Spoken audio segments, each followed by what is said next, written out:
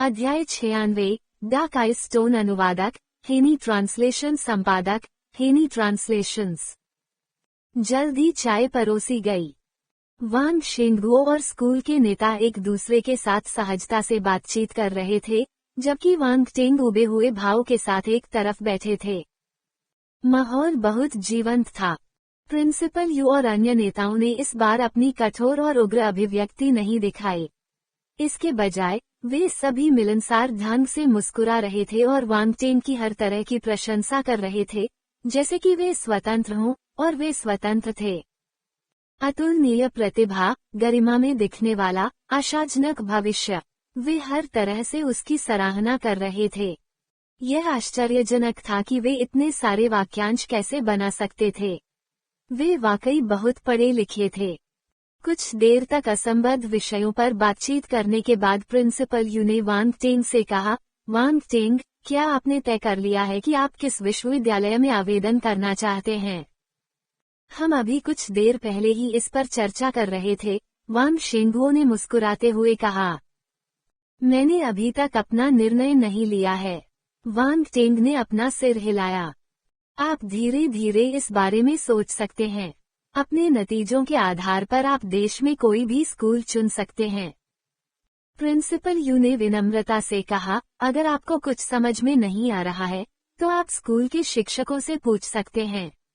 वे कई सालों से शिक्षा उद्योग में हैं, इसलिए उन्हें विश्वविद्यालयों में आवेदन करने का अनुभव है। ठीक है, मैं करूंगा। धन्यवाद प्रिंसिपल, वांग टेंग ने जवाब दिया।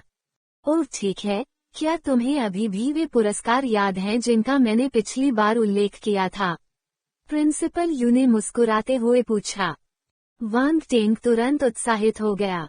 उसने हंसते हुए जवाब दिया, बेशक। तुम छोटे बदमाश हो। प्रिंसिपल यू ने उसकी ओर इशारा किया और हंसे।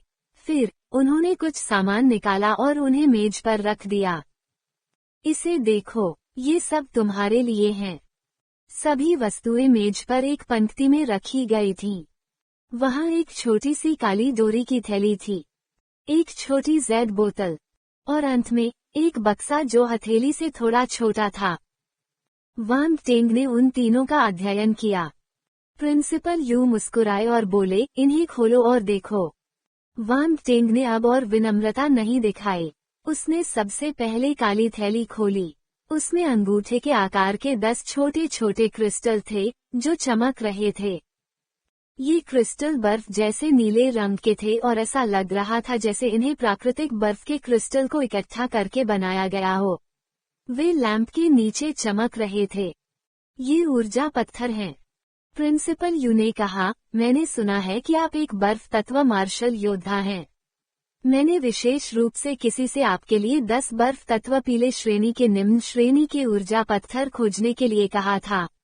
आप उन्हें अपनी व्यक्तिगत साधना और अन्य चीजों के लिए उपयोग कर सकते हैं। बर्फ तत्व मार्शल योद्धा।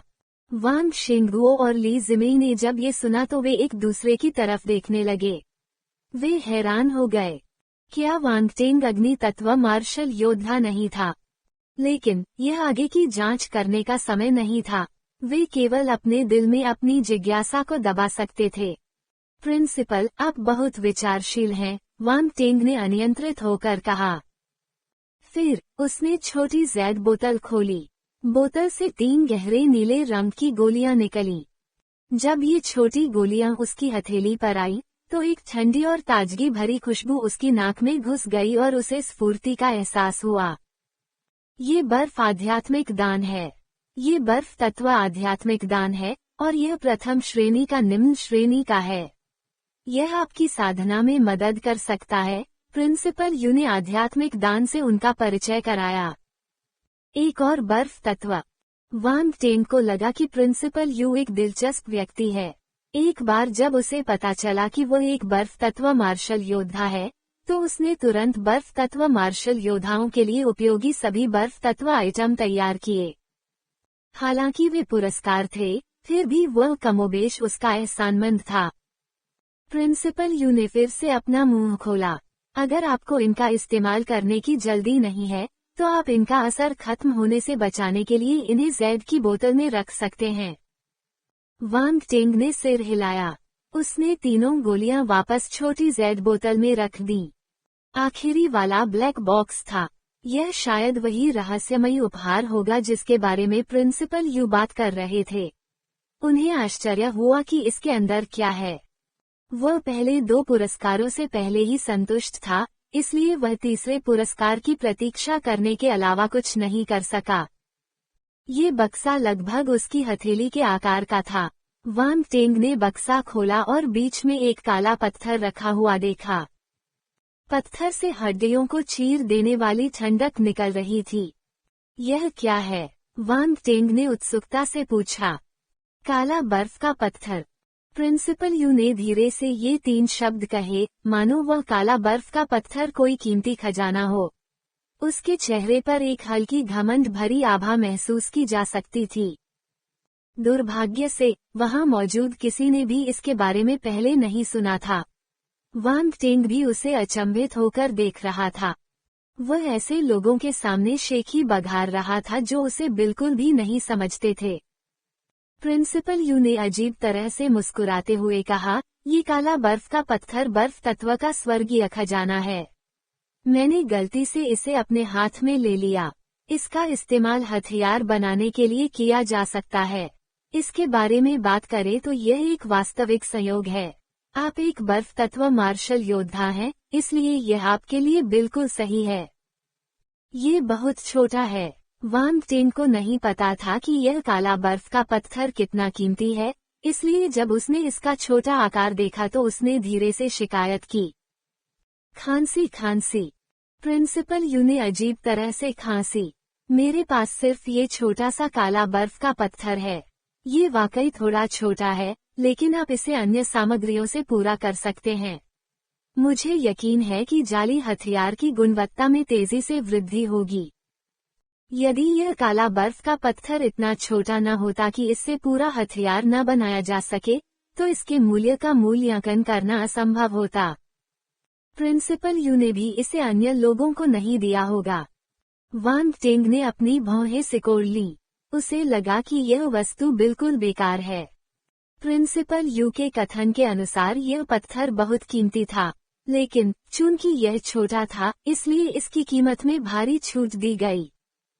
इसका उपयोग संपूर्ण हथियार बनाने के लिए नहीं किया जा सकता है, तथा ये पूरक सामग्री के रूप में कार्य करने के लिए भी उपयुक्त नहीं है। आखिरकार, हथियार बनाना सिर्फ अलग अलग सामग्रियों को मिलाकर बनाना नहीं था।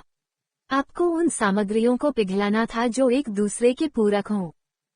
कुछ सामग्रियों के बीच संघर्ष हो सकता है, या उनकी अनुकूलता अधिक नहीं हो सकती। विशेषकर डार्क आई स्टोन जैसी दुर्लभ सामग्री के लिए, इसके साथ अत्यधिक संगत सामग्री ढूंढना एक परेशानी भरा काम होने वाला था। जब प्रिंसिपल यू ने वांग टेंग की प्रतिक्रिया में लंबे समय तक कमी देखी, तो उन्हें लगा कि शायद उसे इनाम पसंद नहीं आया है। इसलिए उन्होंने कहा, अगर आपको ये काला बर्फ का पत्थर नहीं चाहिए, तो मैं इसे आपके लिए बदल सकता हूँ। वांग टेंग ने शांति से मुस्कुराते हुए कहा, मुझे ये पसंद है। मैं इसे ले लूंगा। इसमें बदलाव की कोई जरूरत नहीं है। बोलते समय उसने काले बर्फ के पत्थर को अपने पास रखा। दोनों पुरस्कारों को देखकर वह बता सकता था कि प्रिंसिपल यू ने इसमें बहुत मेहनत की थी। मार्शल आर्ट परीक्षा के एक शीर्ष विद्वान के लिए डोंगहाई नंबर 1 हाई स्कूल के प्रिंसिपल ने व्यक्तिगत रूप से इन पुरस्कारों को तैयार करने का प्रयास किया था जो उसके लिए उपयुक्त थे। वांग टेंग बहुत आभारी थे। प्रिंसिपल यू ने जब वांग टेंग को उपहार स्वीकार करते देखा तो वे तुरंत खुशी से मुस्कुरा उठे। ये पुरस्कार केवल उत्कृष्ट प्रदर्शन करने वाले विद्यार्थियों के लिए प्रोत्साहन नहीं थे, यह एक निवेश भी था। अपने भविष्य में निवेश करें। इस प्रकार, यदि वे बड़े होकर अच्छे परिणाम प्राप्त करते हैं, तो वे स्वाभाविक रूप से अपने पुराने स्कूल का कर्ज चुका देंगे। उसे वांग टेंग से बहुत उम्मीदें थीं। अगर वांग टेंग को डार्क आई स्टोन पसंद नहीं आया, तो इन पुरस्कारों का असर बहुत कम हो जाएगा। आप यह नहीं कह सकते कि वह एक छात्र की चापलूसी कर रहे थे, भले ही वह डोंगहाई नंबर 1 के प्रिंसिपल थे। वह सिर्फ ये जानते थे कि अगर वह ऐसे उत्कृष्ट छात्र को चूक गए, तो उन्हें इसका पछतावा होगा। वांग टेंग पहले से ही एक मार्शल योद्धा था। भविष्य में उसकी उपलब्धियां अकल्पनीय थीं। जब समय आएगा, यदि वह अपने पुराने स्कूल को कुछ वापस देने को तैयार होगा, तो उसकी वापसी राशि उसके पुरस्कार से कहीं अधिक होगी। यह अच्छी बात है कि तुम्हें ये पसंद आया। मैंने अपना इनाम दे दिया है। मैं अब तुम्हें परेशान नहीं करूंगा। प्रिंसिपल यू उठकर जाने के लिए तैयार हो गए। प्रधानाचार्य यू, साथी शिक्षकगण, आप कुछ देर और क्यों नहीं बैठते? वांग शेंगुओ ने उनसे रुकने का आग्रह किया। कोई बात नहीं, स्कूल में मेरे बसने के लिए बहुत सी चीजें इंतजार कर रही हैं, प्रिंसिपल यू ने चतुराई से कहा। इस प्रकार वांग शेंगुओ ने प्रिंसिपल यू और स्कूल के अन्य नेताओं को, जो साथ आए थे, प्रवेश द्वार पर भेजा। उसने देखा कि वे अपनी कार चलाकर चले गए। दरवाजे पर खड़े होने के कारण उसका चेहरा थोड़ा उलझन भरा था। अध्याय 97। क्या खेल अब मजेदार नहीं रहा, या शराब अच्छी नहीं रही? प्रिंसिपल यू और स्कूल के नेताओं को विदा करने के बाद वांग शेंगुओ दरवाजे पर खड़ा था। उसके अंदर बहुत सारी भावनाएं उमड़ रही थीं। तुम यहाँ क्यों इस तरह हतप्रभ होकर खड़े हो, जैसे कि तुम बिना किसी पछतावे के मर सकते हो? ली ज़्यूमेई ने अपना सिर उसकी पीठ से बाहर निकाला और जिज्ञासा से उसकी ओर देखा। वातावरण एक क्षण में नष्ट हो गया। वांग शेंगुओ ने गहरी सांस ली। अंत में उसने कुछ नहीं कहा। वो बस हताश होकर लिविंग रूम में चला गया। उसने देखा कि वांग टेंग मेज पर रखे पुरस्कारों की जांच कर रहा था। उन्होंने आश्चर्य से कहा, ये बिल्कुल भी साधारण चीजें नहीं हैं। ऐसा लगता है कि आपके प्रिंसिपल ने इस बार बहुत मेहनत की है। अगर हमारा बेटा इतना प्रतिभाशाली नहीं होता, तो वे उसे ये कीमती चीजें क्यों उपहार में देते? ली ज़्यूमेई ने गर्व से कहा। वांग टेंग ने अपने माता पिता की शेखी बघारने की कोशिशों को नजरअंदाज कर दिया। उनके बेटे के तौर पर उसे लगा कि उसे क्रूरता से उनके जीवन में बची हुई एकमात्र खुशी से उन्हें वंचित नहीं करना चाहिए। उसने अपने सामने रखी 3 वस्तुओं को देखा, खास तौर पर बक्से में रखा काला बर्फ का पत्थर। प्रिंसिपल यू ने कहा कि यह बहुत कीमती है, लेकिन उसे इसकी कीमत का सही अंदाजा नहीं था। ऐसा लगता है कि मुझे इस पर शोध करने के लिए कुछ समय निकालना होगा या किसी ऐसे व्यक्ति से पूछना होगा जो इसके बारे में जानता हो। वांग टेंग ने काला पत्थर रख लिया। 3 लोगों का परिवार आखिरकार बैठकर खाना खा सका। उसी समय जियांग शहर में ये खबर कि आयरन फिस्ट कबीले का सफाया हो गया था, अब और छिपी नहीं रह सकी। आयरन फिस्ट कबीले के सदस्य जो व्यापार करने के लिए बाहर गए थे, वे भाग्यशाली थे और इस कठिन परिस्थिति से बच निकलने में कामयाब रहे। जब वे अपने मुख्यालय में वापस लौटे, तो उन्होंने देखा कि मुख्य प्रवेश द्वार खुला हुआ था और पूरी इमारत में सन्नाटा था। तभी उन्होंने वह दृश्य देखा जिसे वे अपनी स्मृति से कभी नहीं मिटा पाएंगे। भीषण। पूरे फर्श पर लाशें बिखरी हुई थीं और उनके चेहरों पर भय का भाव था। वे शांतिपूर्वक नहीं मरे थे। जो भाग्यशाली बचे थे वे बुरी तरह डर गए। कुछ लोग ये जानने के लिए निगरानी फुटेज देखना चाहते थे कि आखिर हुआ क्या था, लेकिन सभी कैमरे नष्ट हो चुके थे। पीछे जीवन का कोई सबूत नहीं था। सारी नकदी और महंगी वस्तुएं गायब हो गईं। आयरन फिस्ट कबीले के पास खाली खोल रह गया। उस बंधक को किसी ने बचाया था। क्या यह उसकी तरफ से कोई हो सकता है? एक व्यक्ति ने अचानक कहा। चाहे ऐसा हो या न हो, मुख्यालय में सभी उन्नत चरण के मार्शल शिष्य मारे गए हैं। क्या आपको लगता है कि हम अकेले ही अपनी पिछली स्थिति को पुनः प्राप्त कर सकते हैं?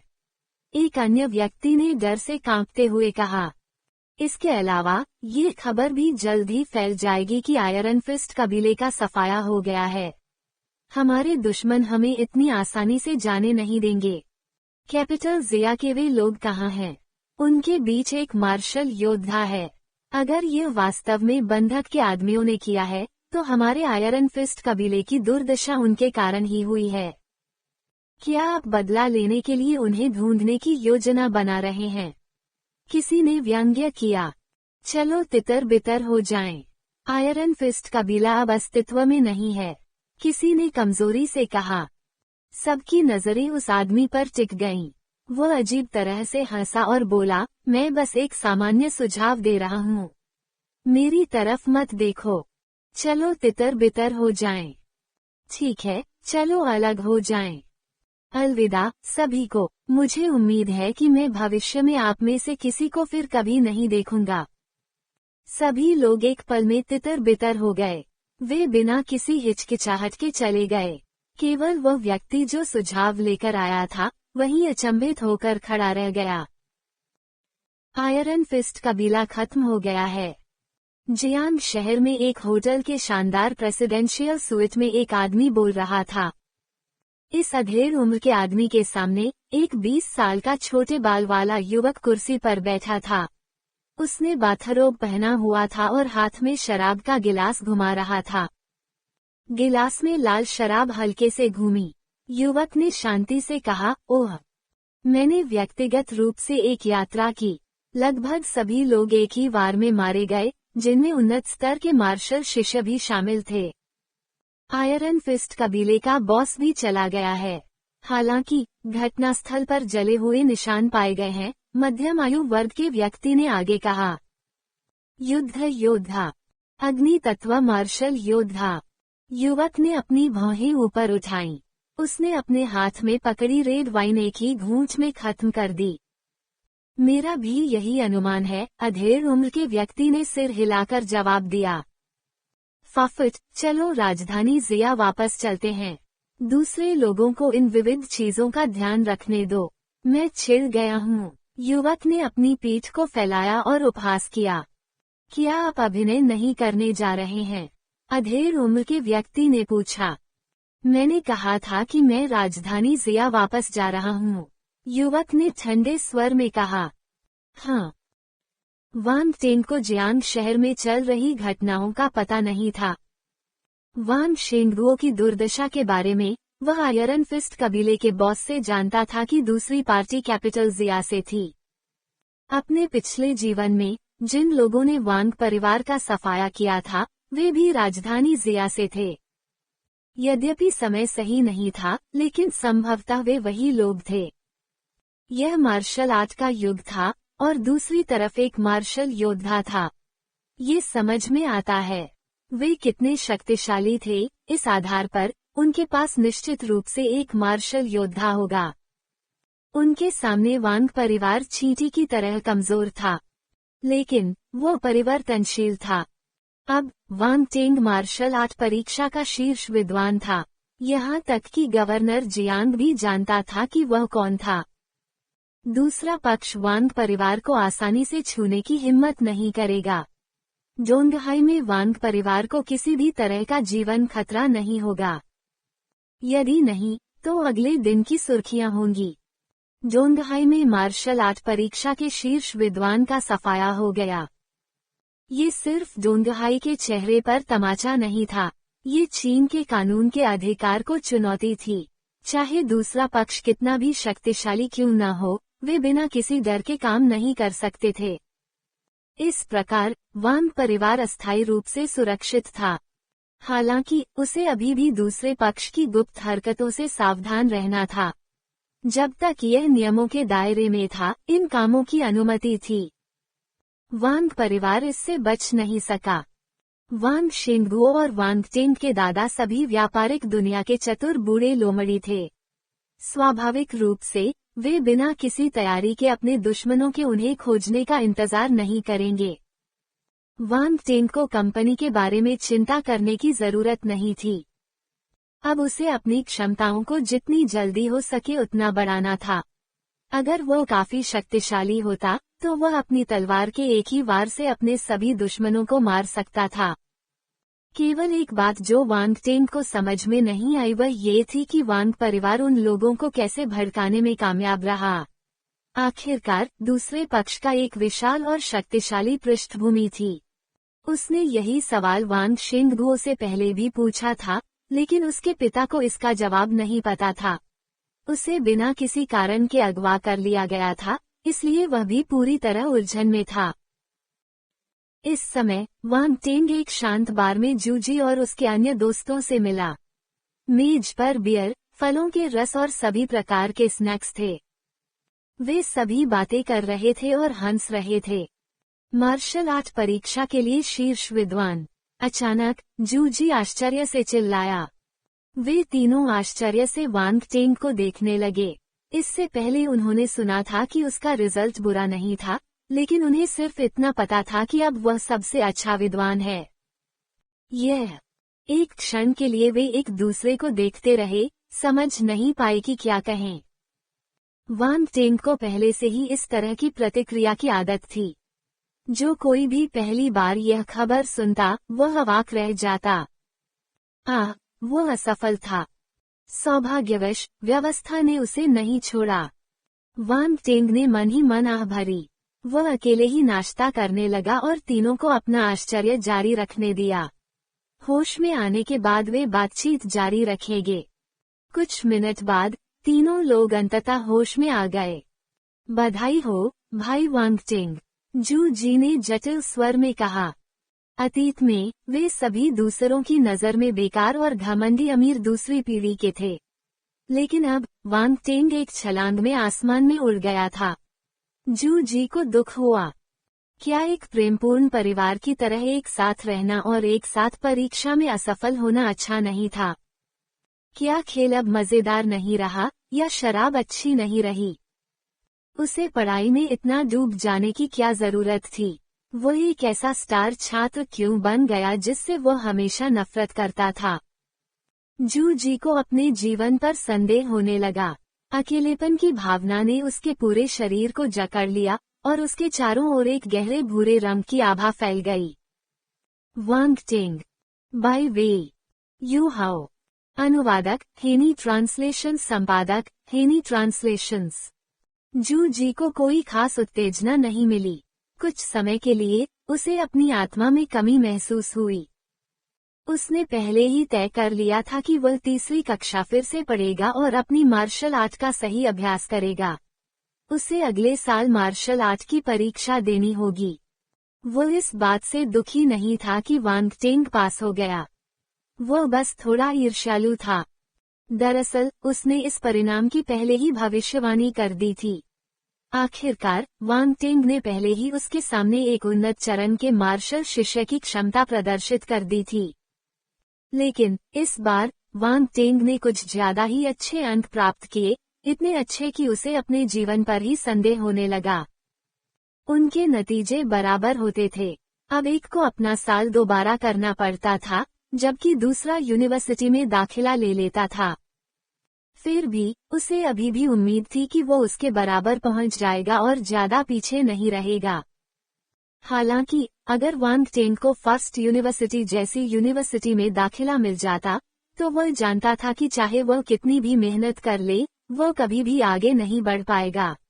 दूरी की वजह से उसे निराशा महसूस होती थी। भाई वांग टेंग, तुम सच में एक राक्षस हो। मैं अपनी तुलना तुमसे करने की हिम्मत नहीं कर सकता। जू जी ने आह भरी और बियर का एक बड़ा घूंट लिया। ऐसा मत सोचो। अगर तुम तुलना नहीं करोगे तो तुम्हें कैसे पता चलेगा कि तुम मुझे हरा नहीं पाओगे? वांग टेंग ने कहा। जू जी ने सोचा कि वांग टेंग उसे सांत्वना दे रहा है और उसे थोड़ी खुशी हुई। लेकिन अप्रत्याशित रूप से वांग टेंग ने कहा, तुम्हें ये तभी पता चलेगा कि तुम तुलना करने के बाद ही जीत सकते हो। जू जी, तुम्हें मुझे सांत्वना देने की जरूरत नहीं है, लेकिन तुम मुझे क्यों दुख पहुंचा रहे हो? क्या हम अब भी अच्छे दोस्त रह सकते हैं? केवल दोस्त ही आपको सच बताएंगे। मेरा विश्वास करें, जीवन केवल वर्तमान परिस्थितियों के सामने झुकने के बारे में नहीं है। भविष्य में भाग्य के सामने झुकना भी जरूरी है, वांग टेंग ने कहा। पफिट।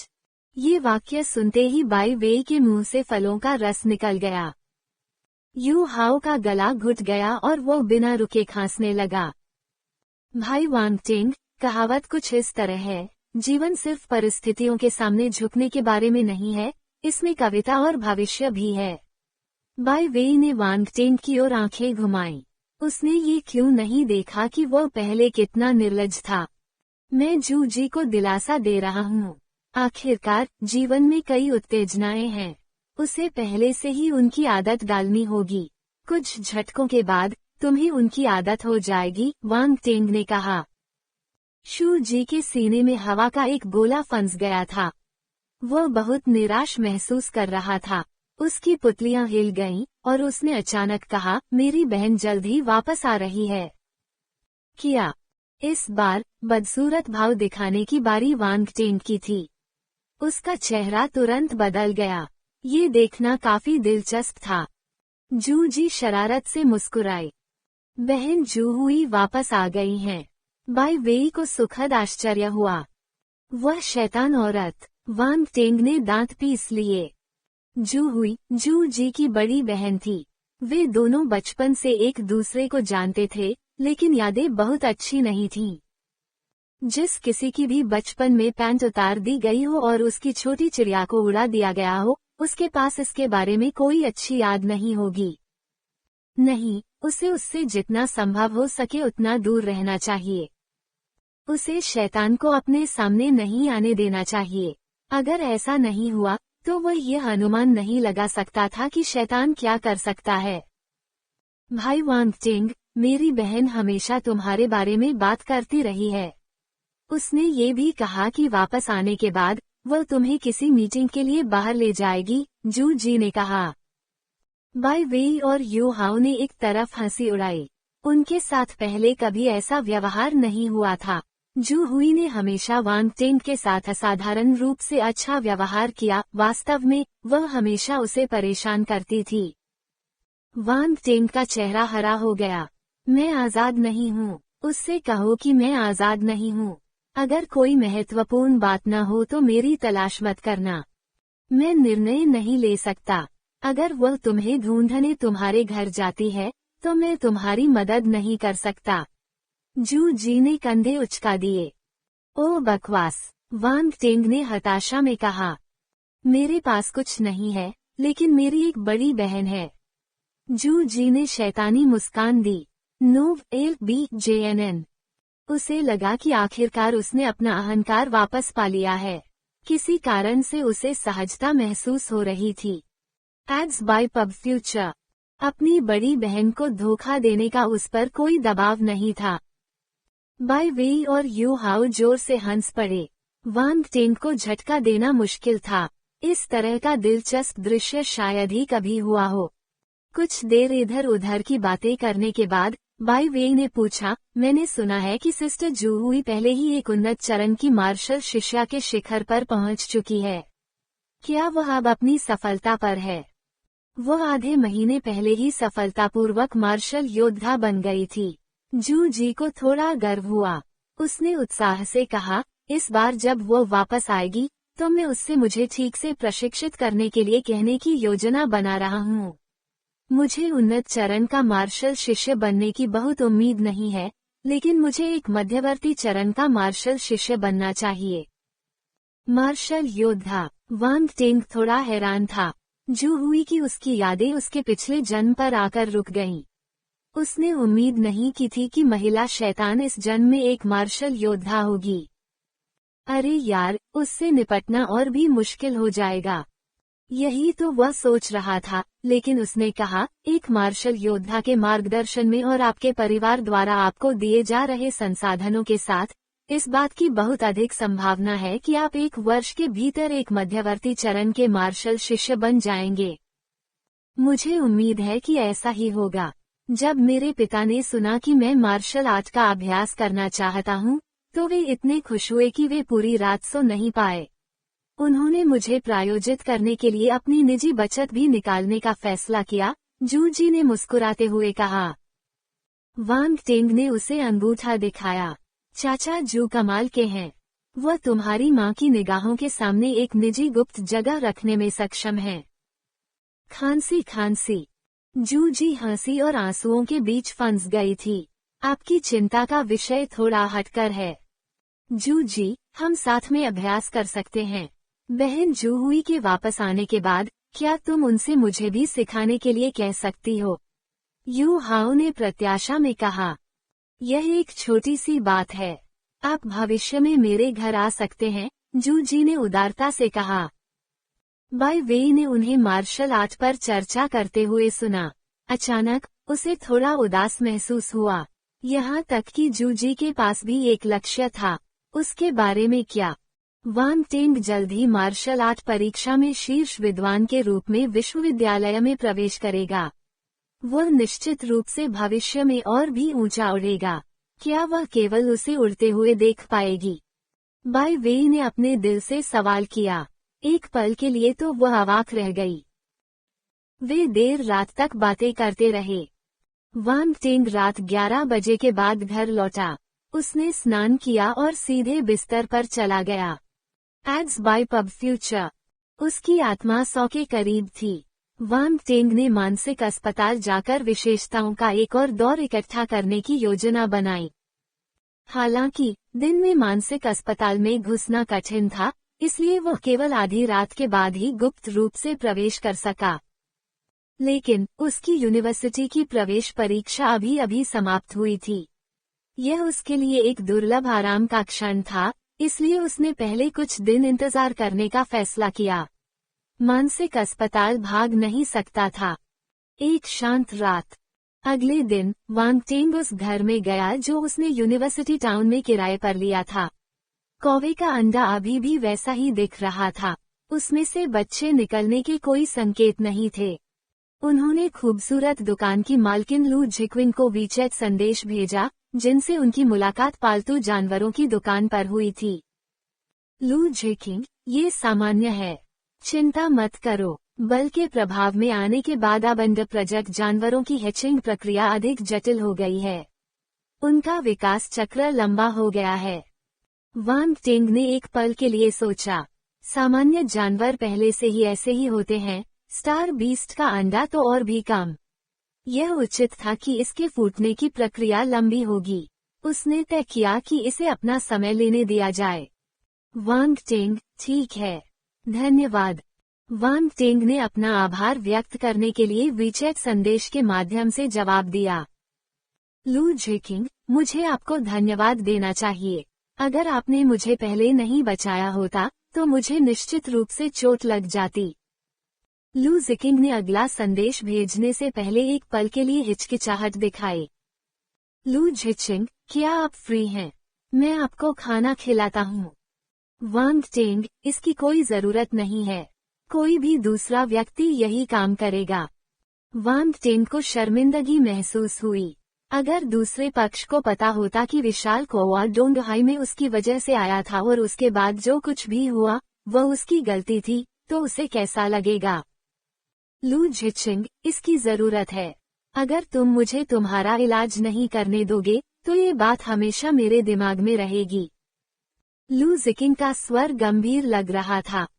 वांग टेंग, ठीक है। आप मुझे पता और समय बता सकते हैं। हम मिलेंगे और एक साथ खाना खाएंगे।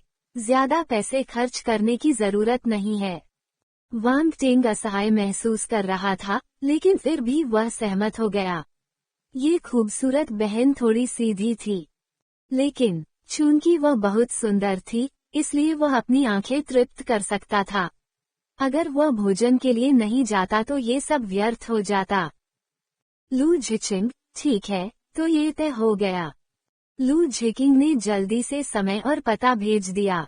ऐसा लग रहा था जैसे उसने इसे बहुत पहले से तैयार कर रखा था। यीदा प्लाजा। वांग टेंग ने पता और समय देखा। यह उसके लिए अच्छा था। उसने जवाब दिया, ठीक है, मैं समय पर आ जाऊंगा। दोपहर में वांग टेंग योजनानुसार यीदा प्लाजा की चौथी मंजिल पर एक सीफूड बुफे रेस्तरां में पहुंचे। उसने रेस्तरां को देखा और देखा कि लू झिक्विन उसकी ओर हाथ हिला रही थी। उसने उसकी ओर सिर हिलाया और आगे बढ़ गया। वांग टेंग ने कहा, आप इतनी जल्दी क्यों आए हैं? मैं ही इलाज करने वाली हूँ, इसलिए मुझे जल्दी आना होगा। लू झिक्विन ने अपने बाल पीछे खींचे और मुस्कुराए। आप बहुत विनम्र हैं। वास्तव में ऐसा करने की कोई जरूरत नहीं है। आपने अंडों के ऊष्मायन पर मेरे प्रश्नों का भी उत्तर दिया। वास्तव में मुझे भविष्य में भी आपको परेशान करना पड़ेगा। चलो एक दूसरे का शुक्रिया अदा करना बंद करें। अगर आपके पास कोई सवाल है, तो मुझसे पूछिए। आइए पहले खाने पर एक नजर डालते हैं। लू झिकिंग ने मेनू वांगटेंग को थमा दिया। उन दोनों ने कुछ व्यंजन मंगवाए। इस रेस्टोरेंट की सेवा तेज थी। उन्होंने जो व्यंजन ऑर्डर किए थे वे लगातार आते रहे। वांगटेंग और लू झिकिंग समुद्री भोजन खाते हुए बातें करते रहे। अचानक वांगटेंग ने कुछ सुना और आश्चर्य से पूछा, क्या आप उत्परिवर्तित जानवरों और सितारा जानवरों के बारे में भी जानते हैं? हाँ, अब पालतू जानवरों का व्यवसाय करना मुश्किल है। ज्यादा से ज्यादा लोग उत्परिवर्तित जानवरों को पाल रहे हैं। वे उच्च श्रेणी के दिखना चाहते हैं, इसलिए मुझे उत्परिवर्तित जानवरों और स्टार जानवरों से संबंधित उच्च श्रेणी के उत्पादों पर भी ध्यान केंद्रित करना होगा, लू झिकिंग ने कहा। यह आसान नहीं है। उत्परिवर्तित जानवर और स्टार जानवर घातक हो सकते हैं। आप एक सामान्य व्यक्ति हैं। आपके लिए उन्हें संभालना मुश्किल होगा। वांगटेंग ने भौहें सिकोड़ी। मुझे पता है, इसलिए मैं बड़े आकार के उत्परिवर्तित जानवरों को बेचने की योजना नहीं बना रहा हूँ। मैं छोटे जानवरों को ही लक्षित करूंगा और वे केवल शावक ही हो सकते हैं। वास्तव में उत्परिवर्तित जानवर सामान्य जानवरों के समान ही होते हैं। यदि आप उन्हें शावक होने पर प्रशिक्षित करना शुरू करते हैं तो वे आमतौर पर अपने मालिक को नुकसान नहीं पहुंचाएंगे, लू झिकिंग ने उत्तर दिया। कुछ लोग स्वाभाविक रूप से क्रूर होते हैं। तुम्हें सावधान रहना होगा। वांगटेंग ने ज्यादा कुछ नहीं कहा और बस उसे याद दिलाया। ठीक है, मैं इस पर ध्यान दूंगा। लू झिकिंग ने सिर हिलाया और मुस्कुराया। दोनों ने भोजन का आनंद लिया। वांगटेंग और लू झिकिंग के बीच संबंध थोड़े और घनिष्ठ हो गए।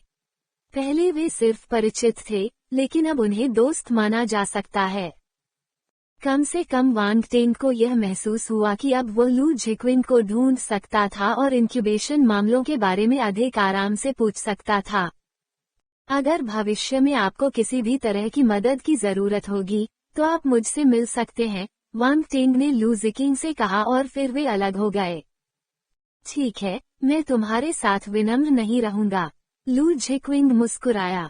वह पहले ही वांगटेंग की क्षमता देख चुकी थी, इसलिए वह जानती थी कि यह संबंध कितना महत्वपूर्ण था। उन दोनों के बीच विदाई के बाद वांगटेंग घर वापस चला गया। हालांकि उन्हें उम्मीद नहीं थी कि घर का माहौल इतना अजीब होगा।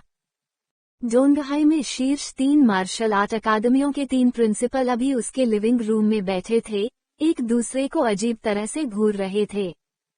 वांग शिंगुओ और ली जिमेई एक तरफ बैठे थे और एक दूसरे को चुपचाप देख रहे थे। NOWELBEIN.com जोंगहाई चीन के कुछ शीर्ष महत्वपूर्ण शहरों में से एक था। शीर्ष 3 मार्शल आर्ट अकादमियों के प्रिंसिपल न केवल शक्तिशाली थे, बल्कि उनका बहुत प्रभाव भी था। आप कह सकते हैं कि वे जोंगहाई के उच्च वर्ग का हिस्सा थे। आप ये भी कह सकते हैं कि शहर पर उनका नियंत्रण था। उनके सामने वांग परिवार की हैसियत कुछ भी नहीं थी। ये हाथी और चींटी के बीच का अंतर था। इसलिए वांग शिंगुओ दुविधा में था। वो उनमें से किसी को भी नाराज नहीं कर सकता था। जब उन्होंने वांगटेंग को घर आते देखा तो उन दोनों ने राहत की सांस ली। वांग शिंगुओ ने कहा, मेरा बेटा वापस आ गया है। तुम सब उसे क्यों नहीं ढूंढते? उसने बिना किसी हिचकिचाहट के बोझ को आसानी से धकेल दिया। वांगटेंग ने तुरंत महसूस किया कि प्रिंसिपलों की निगाहें उस पर पड़ रही हैं। वे इतनी तीव्र थीं कि ऐसा लगा मानो वे उसकी खाल नोच लेना चाहते हों। खांसी। बॉस, मैं समलैंगिक नहीं हूँ। वांगटेंग, चलो इधर उधर की बातें मत करो। आज हम तीनों तुम्हारे लिए आए हैं। तुम हमारी शर्तों को देखो और फिर कोई फैसला करो। लीटिंग मार्शल हाउस का प्रिंसिपल एक अधीर व्यक्ति था। वह निर्णायक लोगों को स्वीकार नहीं कर सकता था, इसलिए वह बहुत सीधा था। ये सही है, एक मार्शल योद्धा को निर्णायक होना चाहिए। हमारे प्रस्तावों को देखें और अपनी अकादमी चुनें, फू तियानदाओ ने सहमति जताते हुए कहा। उन्होंने यह उल्लेख नहीं किया कि वांगटेंग पहले से ही जिक्सन मार्शल हाउस के मार्शल शिष्य थे। आखिरकार मार्शल शिष्य और मार्शल योद्धा अलग अलग थे। वह वांगटेंग को भ्रमित करने के लिए इसका इस्तेमाल नहीं करेंगे। इसके अलावा भले ही वह जैक्सन मार्शल हाउस का मार्शल योद्धा था, फिर भी उसे अन्य मार्शल अकादमियों द्वारा छीना जा सकता था। अंततः ये सभी की स्थितियों पर निर्भर करता था। जो बेहतर परिस्थितियां दे सकेगा वही विजेता होगा। वांग टिंग मार्शल आर्ट परीक्षा का शीर्ष विद्वान था और वह इतनी कम उम्र में एक मार्शल योद्धा बन गया था। तीनों प्रिंसिपल उसे पाने के लिए दृढ़ थे।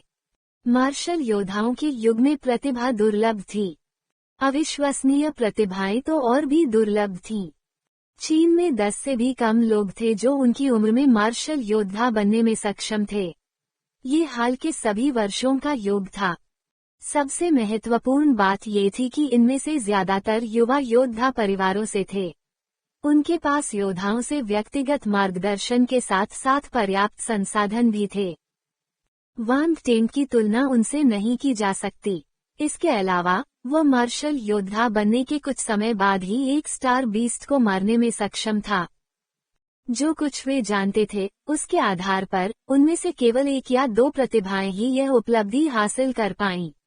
उनमें से ज्यादातर ने सिर्फ अपने वरिष्ठों का अनुसरण किया और अनुभव प्राप्त किया। उन्होंने ज्यादा कुछ नहीं किया। यही कारण था कि उन्हें वांग टिंग के भविष्य से बड़ी उम्मीदें थीं। उनमें बहुत क्षमता थी और वे शक्तिशाली भी थे। उनकी पृष्ठभूमि भी बहुत जटिल नहीं थी। उन्हें कौन पसंद नहीं करेगा। इसलिए उन तीनों ने अपने वरिष्ठ अधिकारियों से सबसे अच्छी शर्तें और लाभ देने के लिए कहा। इस मामले में मोल तोल से काम नहीं चलेगा। उन्होंने पहली ही मुलाकात में वांग टिंग को अपना सर्वश्रेष्ठ दिया। यह एक खेल था कि कौन ज्यादा साहसी है। वांग टिंग ने जब उन्हें इतना सीधा और हम बहुत अमीर हैं, आप कुछ भी मांग सकते हैं वाला भाव रखते देखा तो वह मुस्कुरा उठे।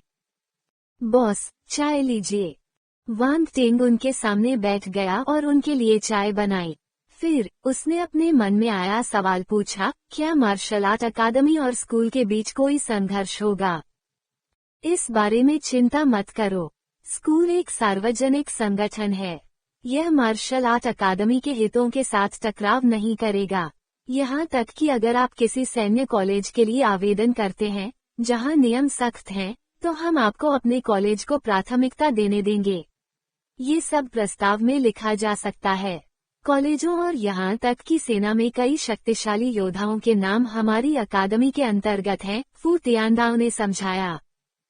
ये सही है। जियांग होंग और गु हेफेई ने सहमति में सिर हिलाया। वांग टिंग ने सिर हिलाया। उसने मेज पर रखे तीनों प्रस्ताव उठाए और उन पर नजर डाली। सबसे ऊपर 3 मार्शल आर्ट अकादमियों के नाम लिखे थे। उन्होंने जैक्सन मार्शल हाउस द्वारा तैयार किए गए पहले प्रस्ताव को छोड़ दिया और पहले लिटिंग मार्शल हाउस के प्रस्ताव को देखा। लिटिंग मार्शल हाउस और बेलियन मार्शल हाउस के प्रिंसिपलों की भौहें तुरंत उठ गईं। यह असमान व्यवहार था। ये स्पष्ट था कि वांग टिंग को जैक्सन मार्शल हाउस पसंद था। उन्होंने पहले उनके प्रस्ताव पढ़े और जैक्सन मार्शल हाउस के प्रस्ताव को अंत में छोड़ दिया। यदि तीनों प्रस्तावों की विषय वस्तु समान होती तो वांग टिंग निश्चित रूप से जैक्सन मार्शल हाउस का चयन करते। ये वास्तव में मामला था। आखिरकार वांग टिंग कुछ समय से जैक्सन मार्शल हाउस में प्रशिक्षण ले रहा था, इसलिए वह वहां के माहौल से परिचित था। फू तियानदाओ ने देखा कि वांग टिंग ने जैक्सन मार्शल हाउस का प्रस्ताव उठाया और अन्य 2 प्रस्तावों को पढ़ने के बाद चुपचाप उसे पढ़ रहा था। उसने जियांग होंग और गु हेफेई की ओर अपनी भौहें उठाईं।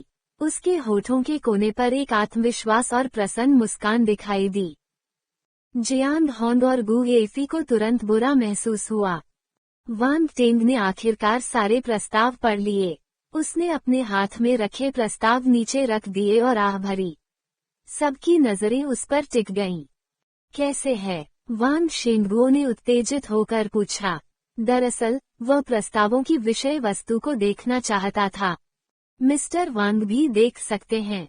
फू तियानदाओ मुस्कुराया और प्रस्ताव उसे दे दिया। वांग शेंगुओ ने उन्हें पढ़ने के बाद महसूस किया कि वांग टिंग ने शायद अपना फैसला पहले ही कर लिया है।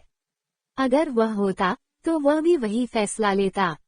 मैंने जैक्सन मार्शल हाउस को चुना है। जैसी कि उम्मीद थी, वांग टेंग ने बिना किसी हिचकिचाहट के अपना जवाब दिया। जैक्सन मार्शल हाउस चुनता हूँ। जैसे ही वांग टेंग ने बोलना समाप्त किया, लीटिंग मार्शल हाउस और बाइलियन मार्शल हाउस के प्रिंसिपल चुप हो गए। फू तियानदाओ जोर से हंसा। दोस्तों, शुक्रिया। क्या हम आपके प्रस्ताव पर एक नजर डाल सकते हैं?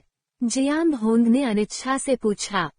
उसे यह जानना जरूरी था कि वह क्यों हारा। गू हेफेई ने उसी भाव से फू तियानदाओ को देखा। तीनों मार्शल आर्ट अकादमियां एक दूसरे की प्रतिस्पर्धी थीं। कोई भी खोई हुई प्रतिभा उनकी हानि थी। कृपया, फू तियानदाओ ने उदासीनता से कहा। दोनों प्रिंसिपलों ने तुरंत जैक्सन मार्शल हाउस के प्रस्ताव को स्वीकार कर लिया और एक साथ झुक गए। उन्होंने प्रस्ताव को जल्दी से पढ़ा। फू तियानदाओ, तुम पागल हो। जब जियांग होंग ने प्रस्ताव देखा तो उसकी आंखें आश्चर्य से चौड़ी हो गईं। क्या आप जानते हैं कि इस प्रस्ताव का क्या मतलब है? गू हेफेई पूछे बिना नहीं रह सका। मैंने ये प्रस्ताव मुख्यालय को दिया और हमारे अध्यक्ष ने व्यक्तिगत रूप से इसे मंजूरी दी। इस तरह ये निर्णय लिया गया। आप क्या सोचते हैं? क्या आप हार स्वीकार करते हैं? फू तियानदाओ ने पूछा। आपके राष्ट्रपति ने व्यक्तिगत रूप से इसे मंजूरी दी है। आप जीतते हैं। प्रभावशाली। उन दोनों ने एक दूसरे को देखा और एक दूसरे को सम्मान दिया। क्या अंतर था? जब उन्होंने मुख्यालय को अपना प्रस्ताव भेजा तो उन्हें बहुत अधिक लार बर्बाद करनी पड़ी, तब जाकर उन्हें अंततः एस ग्रेड का प्रस्ताव प्राप्त हुआ। Ads by PubFuture. Jackson Marshall house के बारे में क्या? उन्होंने तुरंत उच्चतम स्तर का एसएस ग्रेड प्रस्ताव दे दिया। अंतर केवल 2 स्तर का प्रतीत होता था, लेकिन यह एक खाई थी। उनकी यादों में, शीर्ष 3 मार्शल आर्ट अकादमियों ने पिछले कुछ सालों में केवल 23 एसएस ग्रेड प्रस्तावों को मंजूरी दी थी। अब, ये सभी लोग शक्तिशाली चरित्र थे। उन सभी में सामान्य स्तर तक पहुंचने की क्षमता थी। दरअसल, प्रिंसिपल भी वांग टेंग के लिए एसएस ग्रेड प्रस्ताव के लिए आवेदन करना चाहते थे। उन्हें लगा कि वांग टेंग में ये क्षमता है। लेकिन, ऊपर के लोगों को संदेह था। उन्हें लगा कि भविष्य दुर्घटनाओं और संभावनाओं से भरा हुआ है। उन्हें प्रतिभा में निवेश करना चाहिए, लेकिन एक बार में बहुत ज्यादा निवेश नहीं करना चाहिए। इसलिए, उन्होंने उसे पहले एस ग्रेड का प्रस्ताव देने का सुझाव दिया। मार्शल आर्ट अकादमी में प्रवेश लेने के बाद, वे कुछ समय तक उसका निरीक्षण करेंगे। यदि उसका प्रदर्शन उत्कृष्ट रहा, तो वे उसके प्रस्ताव को एसएस ग्रेड में बदलने पर विचार करेंगे। एसएस ग्रेड प्रस्ताव पर हस्ताक्षर करने वाली अधिकांश प्रतिभाएं इसी मार्ग से गुजरीं। उनमें से बहुत कम को तुरंत एसएस ग्रेड प्रस्ताव दिया गया। जहां तक एसएस ग्रेड प्रस्तावों का सवाल है, तो उनकी संख्या 5 से भी कम थी। अब वे पांचों लोग सामान्य स्तर के मार्शल योद्धा थे। वे सभी 35 वर्ष से कम उम्र के थे, इसलिए वे निश्चित रूप से भविष्य में चीन के महत्वपूर्ण स्तंभ बनेंगे। यह अंतर था। NOWELBJUN.com। जैक्सन मार्शल हाउस ने वांग टेंग को एसएस ग्रेड प्रस्ताव दिया, जबकि लीटिंग मार्शल हाउस और बाइलियन मार्शल हाउस केवल एस ग्रेड प्रस्ताव ही दे सके। तुलनात्मक दृष्टि से वे थोड़े कंजूस प्रतीत हुए। जियांग होंग और गू हेफेई थोड़े उदास हो गए। अब उनका तुलना करने का कोई मूड नहीं था। ये तो तुमने बहुत दुष्टता की है। लेकिन, वे अभी भी फू तियानदाओ को घूर रहे थे। वे दोनों थोड़े शर्मिंदा थे। उन्होंने वांग टेंग से कहा, हमें अपने प्रस्तावों के लिए खेद है। Ads by PubFuture. उन्होंने वांग टेंग के वास्तविक युद्ध आकलन को व्यक्तिगत रूप से देखा था और उसके भविष्य के बारे में आश्वस्त थे। दुर्भाग्य से, वे अकेले निर्णय नहीं ले सकते थे। यह अफसोस की बात है कि वे इस प्रतिभा से चूक गए। आप बहुत विनम्र हो रहे हैं। मैं आभारी हूं कि आप मेरे बारे में इतना अच्छा सोचते हैं, वांग टेंग ने जल्दी से जवाब दिया। वांग टेंग की विनम्रता के कारण दोनों प्रिंसिपलों को बहुत अच्छा लगा। फू तियानदाओ ने जब बगल में ये दृश्य देखा तो चुपके से अपना सिर हिला दिया। जब आवश्यक हो तब अपनी कुशलता प्रदर्शित करना और सही समय पर विनम्र बने रहना, यह अच्छे चरित्र का संकेत था। वह वांग टेंग के प्रदर्शन से बहुत प्रसन्न थे। चूंकि तुमने अपना निर्णय ले लिया है, इसलिए हम तुम्हें अब और परेशान नहीं करेंगे। वे दोनों उठकर चले गए। उन्हें विदा करने के बाद वांग टेंग लिविंग रूम में वापस आया। फू तियानदाओ ने कहा, दुर्घटना होने की स्थिति में इस प्रस्ताव पर हस्ताक्षर करें। प्रिंसिपल फू, क्या आपको मुझ पर इतना भरोसा है? वांग टेंग को कोई जल्दी नहीं थी। इसके बजाय उसने उनसे वापस पूछा। हाँ, मैं अकेला नहीं हूँ जिसे तुम पर भरोसा है। हमारे राष्ट्रपति को भी तुमसे बहुत उम्मीदें हैं। तुम हमारी मार्शल आर्ट अकादमी में प्रशिक्षण ले रहे हो। ऐसा मत सोचो कि तुम मुझसे यह बात छिपा सकते हो। फू तियानदाओ रहस्यमय ढंग से मुस्कुराया। वांग टेंग का दिल धड़क उठा। लेकिन आपको चिंता करने की जरूरत नहीं है। हर किसी के पास अपने रहस्य होते हैं, खासकर मार्शल योद्धाओं के पास। उनके पास और भी ज्यादा रहस्य होते हैं। फू तियानदाओ को पता लग रहा था कि वह क्या सोच रहा था, इसलिए उसने उसे उदासीनता से आश्वस्त किया। वांग टेंग ने ज्यादा कुछ नहीं कहा। उसने प्रस्ताव पर अपने हस्ताक्षर कर दिए। फू तियानदाओ ने संतोष में सिर हिलाया। उसने वांग टेंग को एक काली कलाई घड़ी थमा दी। यह मार्शल योद्धाओं द्वारा आविष्कार की गई फोस कलाई घड़ी है। यह एक विशेष सामग्री से बनी है और पानी या आग से प्रभावित नहीं होगी। ये बिना टूटे मार्शल योद्धा के हमले का भी सामना कर सकती है। एक बार जब आप अपनी व्यक्तिगत जानकारी दर्ज कर लेंगे, तो आप हमारी मार्शल आर्ट अकादमी की आंतरिक वेबसाइट जिक्सन में लॉग इन कर सकते हैं। प्रस्ताव में उल्लिखित अरबों डॉलर के संसाधन बैच दर बैच आपके खाते में स्थानांतरित किए जाएंगे। आप हमारे मार्शल आर्ट अकादमी के आंतरिक वेब से अपने इच्छित संसाधन खरीद सकते हैं। लेकिन आपको सावधानी से विचार करना चाहिए। इतनी बड़ी रकम बर्बाद मत करो। अगर आप इसका पूरा इस्तेमाल करते हैं, तो आप अपने कौशल को काफी हद तक बढ़ा सकते हैं। इसके अलावा आपके पास हमारे अध्यक्ष से मार्गदर्शन प्राप्त करने के 3 मौके हैं। यह एक दुर्लभ अवसर है। कई प्रतिभाओं को यह मौका नहीं मिल पाता। आपको इसका फायदा उठाना चाहिए। आखिरकार, डियर गार्डन में घर खरीदने का अधिकार है। वहां रहने वाले सभी लोग मार्शल योद्धाओं के परिवार के सदस्य हैं। डियर गार्डन शीर्ष 3 मार्शल आर्ट अकादमियों के नाम पर है, इसलिए वहां सुरक्षा बहुत अधिक है। अभी तक किसी ने वहां परेशानी पैदा करने की हिम्मत नहीं की है। मुझे पता है कि आपके परिवार को हाल ही में कुछ परेशानी का सामना करना पड़ा है, इसलिए यदि आप वहां जाते हैं, तो आपको उनकी सुरक्षा के बारे में चिंता करने की जरूरत नहीं होगी। वांग टेंग ने ध्यानपूर्वक सुना। ये सब प्रस्ताव में लिखा था, लेकिन फू तियानदाओ की याद दिलाने वाली बात पर विचार करना उचित था। सभी प्रस्ताव उदार थे, खासकर आखिरी वाला। ये वही था जो वह चाहता था। अगर उसके माता पिता डियर गार्डन में चले जाते, तो उसे भी अधिक सहजता महसूस होती। ली जिमेई ने अभी तक प्रस्ताव को नहीं देखा था, इसलिए जब उसने फू तियानदाओ का स्पष्टीकरण सुना, तो वह हैरान रह गई। $1 अरब मूल्य के संसाधन। उसके बेटे की संपत्ति उसके पति की कई सालों की मेहनत से भी ज्यादा थी। ये देखकर हैरान होना मुश्किल था। क्या सभी युद्ध योद्धा इतने धनी थे? वांग शेंगबुओ थोड़ा उदास महसूस कर रहा था। सच में, अपने बेटे से आगे निकल जाना एक खुशी की बात होनी चाहिए। लेकिन ये पैसा कमाना बहुत आसान था। यह इतना आसान था कि इससे वह बहुत उत्साहित हो गया। लेकिन डियर गार्डन में घर खरीदने के अधिकार ने उनकी आंखों में भी चमक ला दी। एक आदमी तभी बिना किसी चिंता के आगे बढ़ सकता है जब उसका परिवार सुरक्षित हो। तुम्हें कल अपने विश्वविद्यालय के लिए आवेदन करना होगा। क्या तुमने तय कर लिया है कि तुम किस विश्वविद्यालय में जाना चाहते हो? फू तियानदाओ ने पूछा। अभी नहीं, मैंने इस साल विश्वविद्यालयों के कट ऑफ पॉइंट देखे हैं। मुझे लगता है कि मैं उन सभी में प्रवेश पा लूंगा, वांग टेंग ने कहा। परिणाम आने के बाद सभी स्कूलों ने तुरंत अपने कट ऑफ अंक जारी कर दिए थे। मार्शल आर्ट की परीक्षा सामान्य विश्वविद्यालय प्रवेश परीक्षा से अलग थी। सामान्य विश्वविद्यालय प्रवेश परीक्षा के लिए स्कूलों के लिए कट ऑफ अंक आवेदन प्रक्रिया के बाद ही जारी किए जाते थे। कई छात्र सही विश्वविद्यालयों के लिए आवेदन नहीं कर पाते थे और वे अपनी पसंद के विश्वविद्यालयों में प्रवेश नहीं पा पाते थे। ये दुखद था।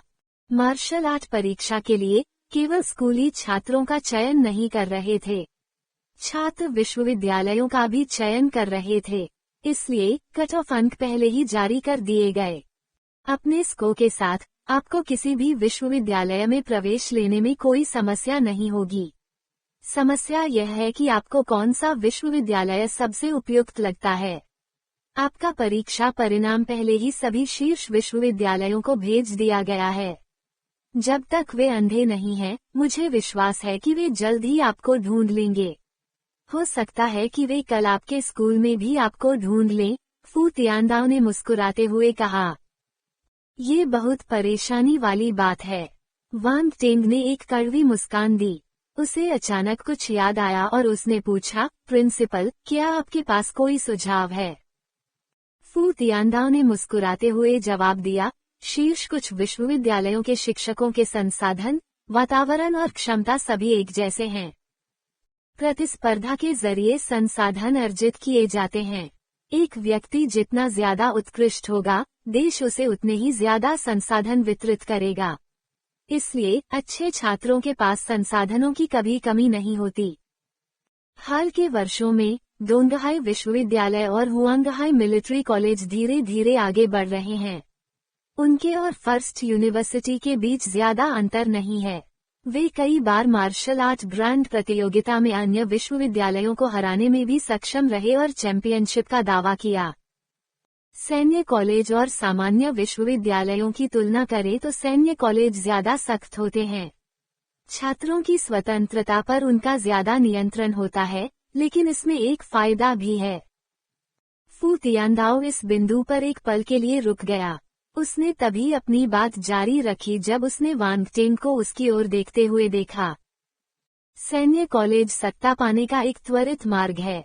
यदि आप काफी उत्कृष्ट हैं और आप सैन्य कारनामे अर्जित करते हैं, तो आप भविष्य में सेना की कमान संभालने में सक्षम हो सकते हैं। आपका बहुत प्रभाव होगा, खासकर जिंगाबू महाद्वीप में। मुझे आपको ये बताने में कोई आपत्ति नहीं है कि हम वर्तमान में बड़ी संख्या में सैनिक तैयार कर रहे हैं। हमें वहां तत्काल नए सैनिक भेजने की जरूरत है।